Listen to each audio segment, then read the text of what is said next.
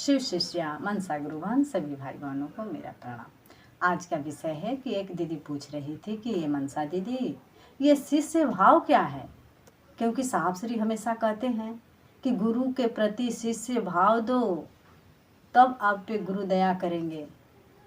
तो हमें समझ में नहीं आ रहा है मनसा दीदी कि शिष्य भाव क्या है, गुरु भाव क्या है, थोड़ा समझाइए ना।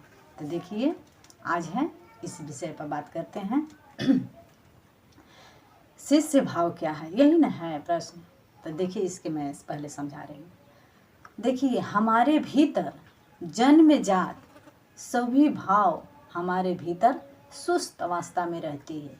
देखिए, जब हम जन्म लेते हैं तो हमारे भीतर माता के प्रति पुत्र भाव जागृत होता है, क्योंकि हमने जन्म लिया तो माँ कहना शुरू किया, यानी हमारे भीतर पुत्री या पुत्र भाव जागृत हुआ। तो ये संबोधित हुआ माँ। माँ मतलब माँ, अपने माँ।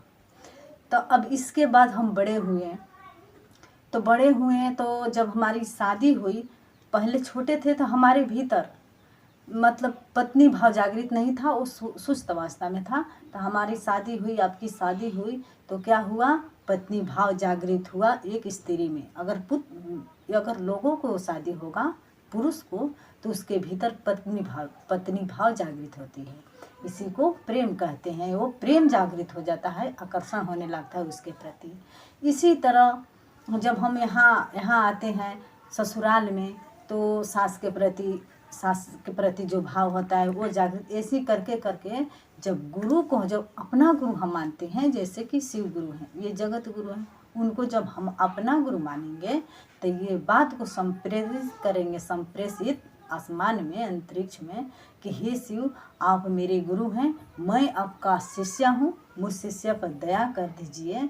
तो ये क्या होगा, हमारे भीतर का जो शिष्य भाव है सुस्त अवस्था में है, वो जागृत हो जाएगा, क्योंकि वो मन समझने लगेगा कि मेरा कोई गुरु है, उनके प्रति मुझे शिष्य भाव अर्पित करनी ही होगी। तो देखिए, ये हुआ, उस दिन जागृत होता है। अब देखिए, शिष्य भाव क्या है, कैसे मैं समझूंगी कि हमारे भीतर शिष्य भाव जागृत हो गया। तो देखिए, मान लीजिए कि मेरा बेटा है, मेरा बेटा के मेरे सामने कोई मार रहा है, तो मैं, जो माँ देखती है, अरे मेरे बेटे को कोई मार है, तो क्या होता है, तुरंत लड़ने लगती है, हो हमारे बेटा के काहे के मारता, हमारे बेटा का गलती कैले बा, काहे का मर बजा, छोड़ा जा। तो जानते हैं वो क्या लड़ रहा है, वो माँ का भाव लड़ रहा है, क्योंकि वो माँ अपने बच्चे से प्रेम करती है, वो भाव जागृत है, तो वो लड़ने लगती है। तो वो माँ बेटे के प्रति माँ का भाव लड़ता है। इसी तरह अगर शिष्य भाव जागृत हो जाए किसी के अंदर, तो गुरु के प्रति कोई भी अपशब्द बोलेगा तो उसके मन में बहुत दुख होगा कि मेरे गुरु को बुराई कौन कर रहा है। वो लड़ जाएगा कि नहीं, मेरे गुरु ऐसे नहीं है, ऐसे हैं, क्यों कह रहे हो ऐसे, मेरे गुरु अच्छे हैं।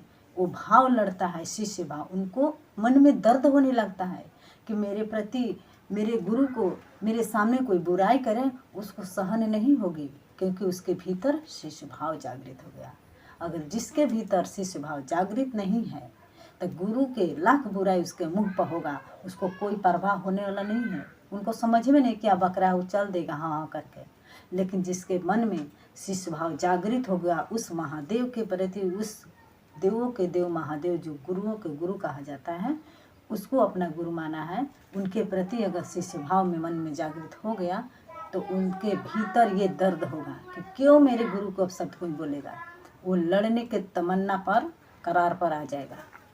तो यही है शिष्य भाव। अब देखिए, गुरु बहन पूछ रही थी कि गुरु भाव क्या है।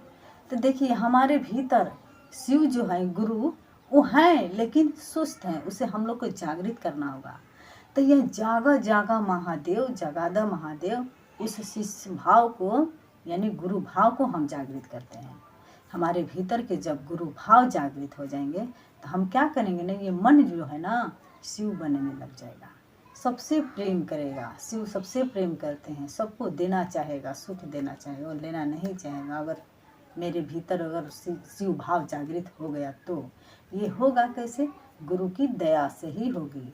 हम और आप कितना भी प्रयास करें नहीं हो सकता, लेकिन गुरु की दया पर हम छोड़ देंगे तो ये संभव है कि एक ना एक दिन जागृत हो जाए।